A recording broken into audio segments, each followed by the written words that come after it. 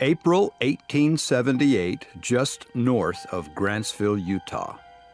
Young Orrin Orlando Barris and his older brother were driving a large herd of cattle to fresh grazing.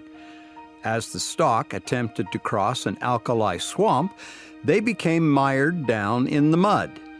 The swamp was about 100 yards across.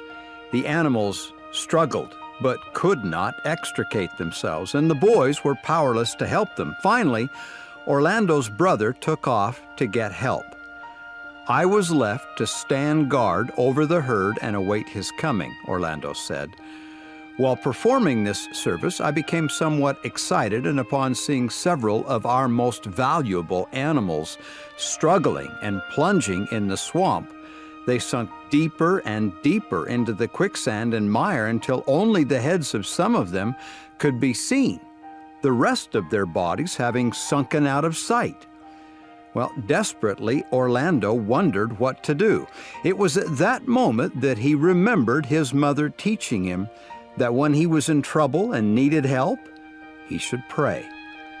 I raised my hand and arm to the square, he said, as I had seen our brethren do in opening a meeting, stood up and removed my hat and earnestly implored my Heavenly Father to take our animals out of the predicament they had gotten themselves into. No sooner had I offered this prayer than some power put me on my knees, and a voice seemed to say, "Pray again."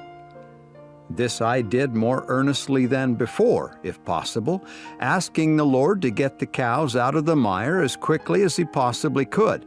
I had an assurance right there and then that it would be done. At the conclusion of the prayer, Orlando ran to the top of a sand knoll and looked to see if his brother was coming. Not far away, he spied his brother and two of his uncles returning with a large span of horses and chains to drag the cattle free. Orlando continues, "With them I returned to the spot where the struggle was going on, when to the great astonishment of my brother and uncles, all of the aforesaid animals were completely out of the swamp.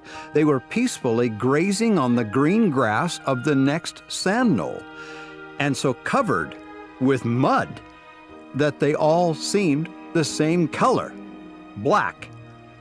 How did the animals get free?" Orlando's uncles laughed and accused the boys of crying wolf, but it was evident that something extraordinary had happened. But what? "I knew," Orlando said, "but I was afraid to tell them how it happened for fear they would doubt and would laugh and would treat a sacred thing lightly. I knew that the Lord had answered my prayer and had taken the cattle out of the mire. Just how it was done, I did not know. But we saw someone leaving the swamp as we came on the scene, riding a large horse or mule. He was only 100 yards or so away, but he never came to receive our thanks or to tell what he had done. And I am convinced that no human could have done such a big job in such a short time. We went over where he was seen and discovered the tracks of a large shod horse or mule in the sand." Orlando concluded, "I know, as I know that I live, that God heard and answered the prayer of a little boy, and that the best attitude for prayer is on the knees.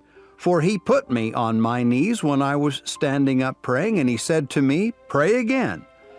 Just how he did it, I do not know, but I believe the man on a horse was from another world. God hears us." I'm Glenn Rawson, and thank you.